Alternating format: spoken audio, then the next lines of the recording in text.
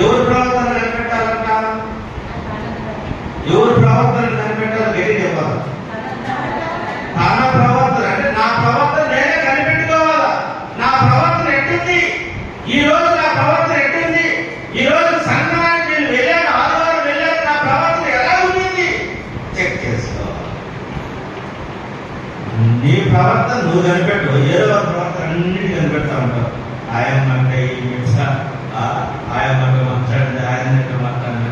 నీ ప్రవర్తన నువ్వు కనిపెట్టుకో. నువ్వు ఇప్పుడు ప్రవర్తన అంతా కనిపెడతా ఉంటావు. నాకు చిన్నపిల్లలు సండే స్కూల్ పిల్లలు చెప్తా ఉంటారు, నేను ప్రార్థన చేస్తా ఉంటా.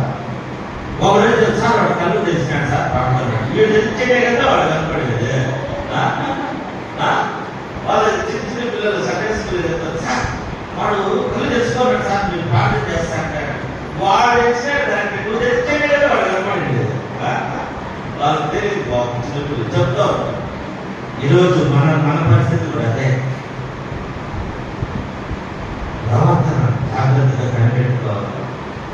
ఇప్పుడు వచ్చి పాస్టర్ ఇందులో ఉన్న వాక్యం చెప్తాడు అనుకో, ఒక ఉద్రేకపూర్వకంగా ఒక మాట చెప్పినాడు అనుకో, చెప్తే ఈ మాట నాకే తీసుకుంటాను అనుకుంటే సరే బాగుంది, ఈ మాట ఆయనకి ఖర్చు జరిపింది అనుకుంటే ఈ మాట నాకే వచ్చింది, నా ప్రవర్తన మార్చుకోవడానికి పరిశుద్ధాత్మ దేవుడు అన్నగారు మాట్లాడించాడు అనుకుంటే సరిపోతుందా? ఈ మనసు ఈ మాట ఆయనకి చెప్పింది, ఆయన గురించే చెప్తున్నాడు, ఆయనకే చెప్పినాడు. ఈ బుద్ధంత మెసేజ్ అంటే నీ ప్రవర్తన నువ్వు కనిపెట్టాలా, ఏదో ప్రవర్తన కనిపెడతాను. ఆలోచించేసి మన ప్రవర్తన మనం ఏం చేయాలా? జాగ్రత్తగా కాపాడుకోవాలి. నేను నా కుమారుడికి సిద్ధు కూడా చెప్తా ఉంటా, మైనర్ చిన్న చిన్న విషయాలు కూడా అర్థం చేస్తాను.